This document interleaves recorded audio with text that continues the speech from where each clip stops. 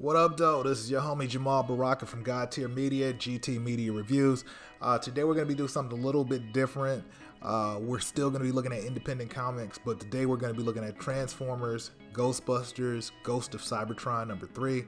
A little bit on my background with Ghostbusters. Ghostbusters 1984 is one of my top 5 favorite movies. And as a kid, my favorite cartoon besides Teenage Mutant Ninja Turtles was Ghostbusters, the real Ghostbusters, not the fake ones. And I've been trying to find a good Ghostbusters comic since I got back into comics back in 2016. My problem with this series or this run of Ghostbusters is that I cannot stand the art style.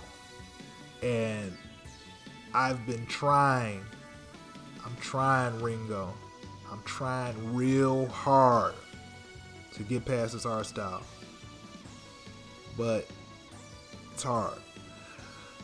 It also doesn't help that the characters feel slightly off in all of the books that I've read. Now, I haven't read the entire line, the entire run of the series or anything like that. I've said I was going to start earlier last year, and I grabbed the Ghostbusters 2020 event from IDW. I didn't really care for that one. And then I said, when I heard about this series, the Transformers Ghostbusters miniseries, I said, you know what? I'm going to stick this one out. And I got issues 1 and 2. And they weren't bad comics at all. It's just that the art style was so distracting for me. And I think what the issue is that you have the movie versions, which are, the actors. You have Bill Murray and Dan Aykroyd and Harold Ramis and Ernie Hudson.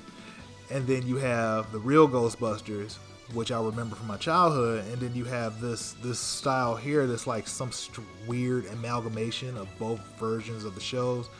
And it just doesn't work. It just feels like you have that uncanny valley where they kind of look like the actors, but then really don't. And it's like really off-putting as you go. But for this issue, it didn't really distract me that much, and I almost had like a charming quality because I was able to pinpoint what exactly I didn't like about it. I don't like the faces. The uniforms are okay. The artist has a great way of conveying energy. So whenever you see the Ghostbusters on a page, Dan Schoening, he's able to convey really good energy. And all of the poses are dynamic. The facial expressions are pretty good, even though I don't really like the faces.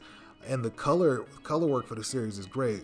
Luis Delgado, his colors throughout the issue, throughout the series so far has been great. So I've been beating it up as far as the art, but really there's nothing technically wrong with the art other than the faces. So if you get past that, or if the faces don't bother you, you're in for a pretty decent series. In issue 1 and 2, we didn't really get much movement on the plot because, issue 1 we ended in at a location where some ghosts were getting caught. The entire second issue was basically at the same location. In this issue, we have the Transformers and the Ghostbusters going back to the firehouse, and you get some funny moments with Starscream and Peter. Starscream's scared of getting put in the trap again. He got trapped in issue 2, and then in this issue he's scared of going back in the trap after he got let out. So it's just weird because since Starscream in this series is a ghost and the Ghostbusters have traps that can capture ghosts, it actually levels the playing field. So where you would say, well, how the hell are the Transformers going up, against the Ghostbusters? How does that even mash up? Because the Ghostbusters are ghosts and the proton packs are able to handle them fairly quickly and efficiently. There's some good scenes. The jokes throughout the issue were funny. Eric Burnham is like, he's burning it up, baby. I would love to see him on Deadpool because he has a great voice for humor when he's firing. So issues 1 and 2 weren't all that funny. This issue was hilarious. Every page is great. There was one page where Starscream saw Slimer and he's like, "You look like a piece of human excrement." And it might not be funny, my delivery, but when I'm reading it on the page, it just came out of nowhere. Like, what? He says he looks like a piece of shit. And it just caught me off guard.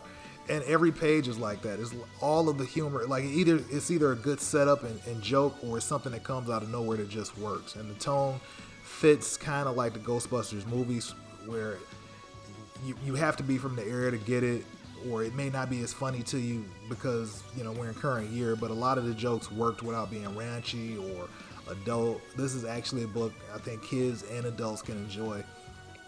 If you're a fan of the franchise, or you're just, you know, a fan of comics and you're just trying to blow some time, I think you'll like Ghostbusters Transformers. The entire team came together and put together a great issue, and I'm hoping to God that issues 4 and 5, which I do have, are just as good as this one, because I was ready at the end of issue 2, I was ready to give up on the series, but I was like, damn, I already have all 5 books, so it's not like I can get a refund on it. So eventually I will review issues 4 and 5.